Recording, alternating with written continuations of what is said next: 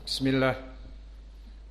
Innal hamdalillah nahmaduhu wa nasta'inuhu wa nastaghfiruh wa na'udzu billahi min syururi anfusina wa min sayyiati a'malina. May yahdihillahu fala mudhillalah wa may yudlil fala hadiyalah. Wa asyhadu an la ilaha illallah wahdahu la syarikalah wa asyhadu anna Muhammadan abduhu wa rasuluh. Amma ba'du. Alhamdulillah, pada kesempatan hari ini, hari Kamis, wahid yaum min syahri Ramadan, tanggal 1 hari pertama di bulan Ramadan, maka alhamdulillah Allah telah mengumpulkan kita di Masjid Al-Imam Muqbil Al-Wadi'i, di Ma'had Muqbil Al-Wadi'i di Dharmasraya, Sumatera Barat, untuk melaksanakan sholat berjamaah, sholat zuhur.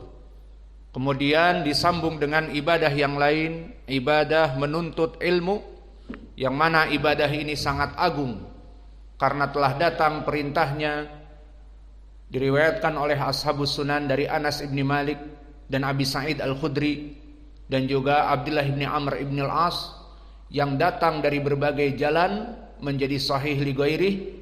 Berkata Rasulullah sallallahu alaihi wa ala alihi wasallam, talabul ilmi faridatun ala kulli muslim. Menuntut ilmu itu adalah wajib bagi seluruh kaum muslimin. Maka alhamdulillah kita panjatkan syukur kepada Allah sesuai ucapan Allah Jalla wa ala, la in syakartum la azidannakum. Barang siapa yang kalian mensyukuri nikmatku, aku pasti akan menambahkan over and over again. Maka kita mensyukuri nikmat waktu dimudahkan untuk belajar. Kita syukuri ini, Allah akan lebih memberikan waktu kepada kita dengan mudah belajar. Dan kita mensyukuri dari ilmu yang Allah dapatkan dengan menghafal dengan mudah, membahas dengan mudah, dan berdakwah dengan mudah. Maka kita syukuri ini, Allah akan memberikan lebih kemudahan-kemudahan dan lebih kefahaman-kefahaman dari materi-materi ilmu yang Allah berikan kepada kita. Wa in ta'uddu nikmatallah la tuhsuha innal insana ladzalumun kafar. Maka jika kalian menghitung nikmat-nikmat Allah dari ilmu-ilmu yang Allah berikan kepada kalian, maka kalian tidak akan mampu untuk menghitungnya, karena kebanyakan dari manusia itu kufur kepada nikmat Allah.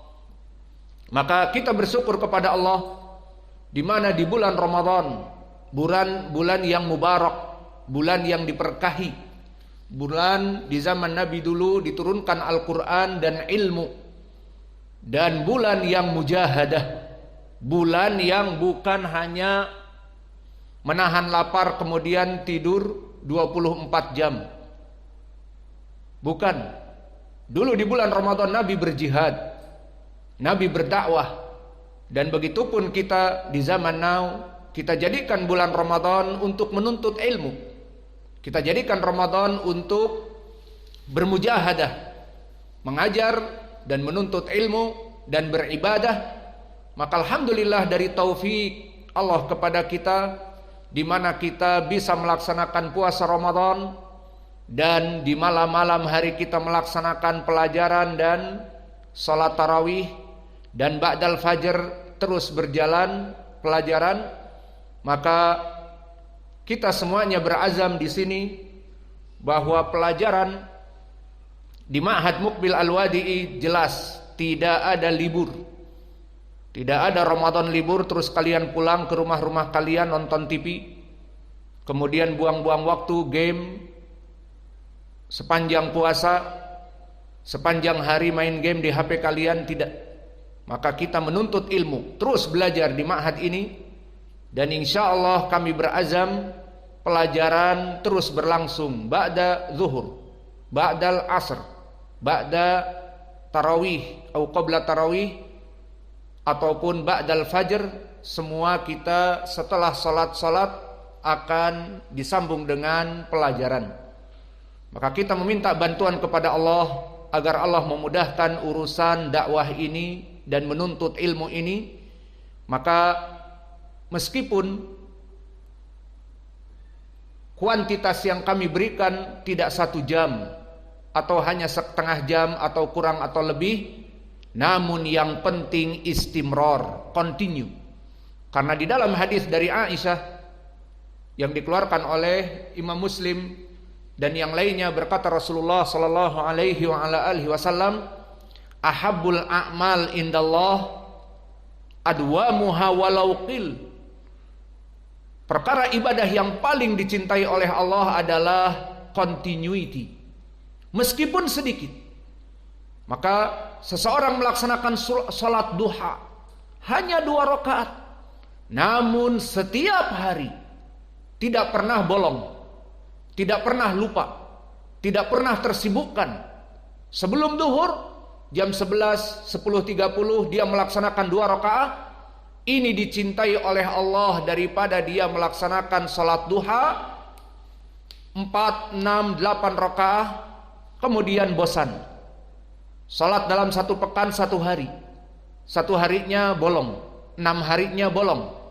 Maka jelas amalan yang sedikit namun kontinuitas dicintai oleh Allah, seperti hadis tadi, innallaha ahabba a'malan adwamuha walau qil.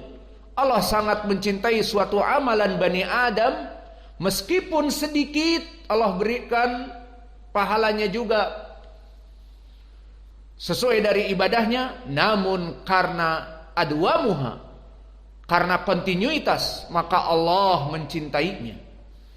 Maka di sini, di saat kita sedang puasa, semua fitrah manusia yang berpuasa lemes dan haus, apalagi teriak-teriak, butuh air minum, dan kita sedang puasa. Maka meskipun pelajaran kita singkat, namun adwamuha, namun kontinuitas, insya Allah diberkahi.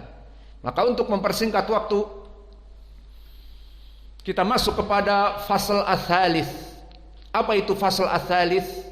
Dari pembatal puasa, ma yufsidu siyam ala rajih, ma yufsidu as-siyam ala rajih. Maka di pembahasan pasal yang pertama dan pasal yang kedua, terutama di pasal yang kedua, kita telah masuk kepada ma yufsidu siyam ala ittifaq.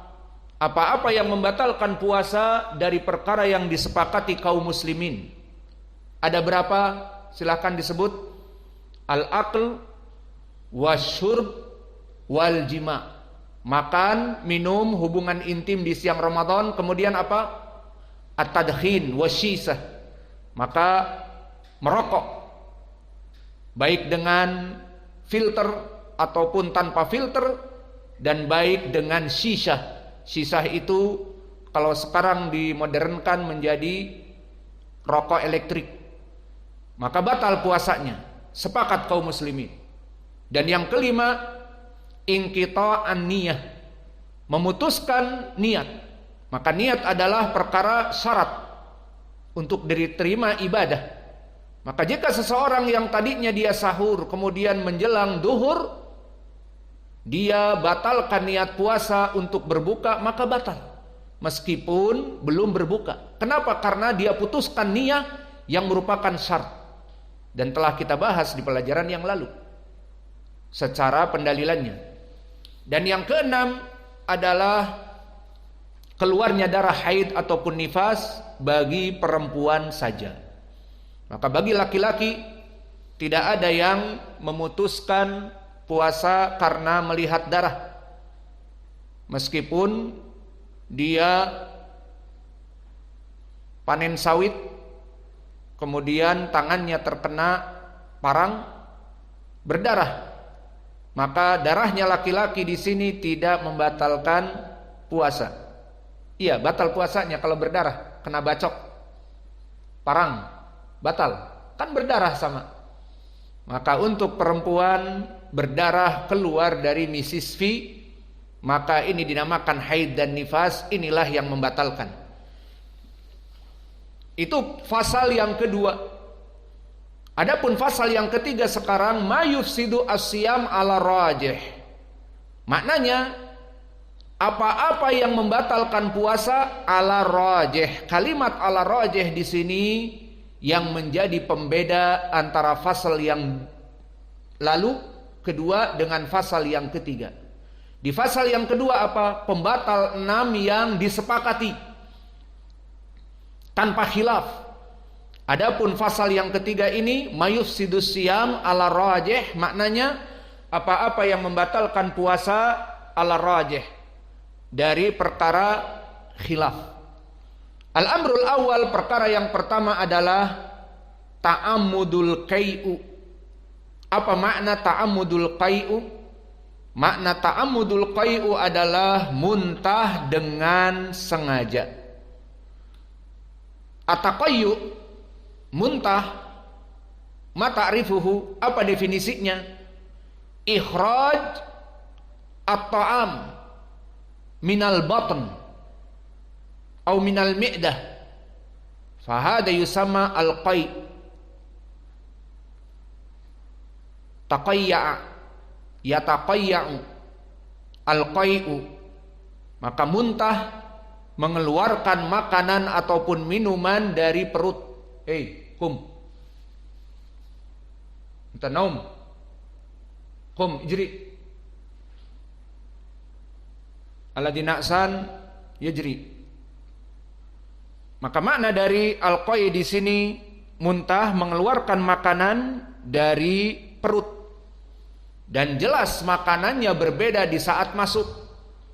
Di saat masuk terbungkus rapi, kemudian dibuka dalam keadaan membuat syahwah dari warna dan aroma yang enak, dari sugar, sweet and salt, dan rasa garam yang gurih, rasa manis, rasa garam, kalau orang awak ditambah rasa pedas, harus ada. Maka di saat dimakan dalam keadaan penuh kenikmatan. Namun al-qai' mengeluarkan makanan dari perut dalam berupa cairan dan berbau karena terjadi proses penggilingan di lambung dengan asam lambung, sehingga baunya sudah tidak beraroma lagi. Permasalahan muntah seperti tafsir yang kami sebutkan tadi telah terjadi ikhtilaf di kalangan para ulama. Namun ikhtilafnya dari jenis muntah apa? Maka oleh sebab itu barakallahu fikum, kita bagi muntah menjadi dua. Apa itu? Awalan dzara'ahul qai, seperti di dalam hadis-hadis yang akan kita bahas, muntah secara tidak sengaja. Maka di sini pembahasannya bukan ini. Ini disepakati kaum muslimin tidak membatalkan puasa. Maka jika seseorang misalnya, kita ambil misal, di saat dia sahur mungkin memakan sesuatu yang sudah basi atau sudah expired dari makanan kaleng atau yang lainnya, setelah sahur maka dia berputar-putar dengan motor. Kalau orang Malaysia bilang berpusing-pusing, maka masuk hawa dingin ke perutnya. Maka kemudian mulai dari jam 9 dia merasakan mulas dan mual. Apalagi jika makanan basi beracun, maka dia muntah tanpa sengaja. Di sini hukumnya sepakat bukan dari pembatal puasa. Maka masalahnya bukan masalah yang pertama ini. Maka masalah yang kedua adalah muntah yang disengaja. Dan muntah yang disengaja inilah pembahasan yang akan kita bahas, dan di sini terjadi ikhtilaf. Apa itu muntah yang disengaja? Muntah yang disengaja di mana orang ini tidak ada perasaan mual ingin muntah, namun dia sengaja mengeluarkannya dengan mencolok-colok mulut, akhirnya muntah. Inilah perkara yang jadi khilaf. Maka oleh sebab itu telah terjadi ikhtilaf di kalangan para ulama, khususnya al-qai amdan, muntah dengan sengaja. Ikhtilaf al ulama ila qaulain, kepada dua ucapan. Al-madhabul awal madhaba alaihi Ibnu Umar, seorang sahabi, dan juga diikuti oleh para ulama setelahnya dari imam madhab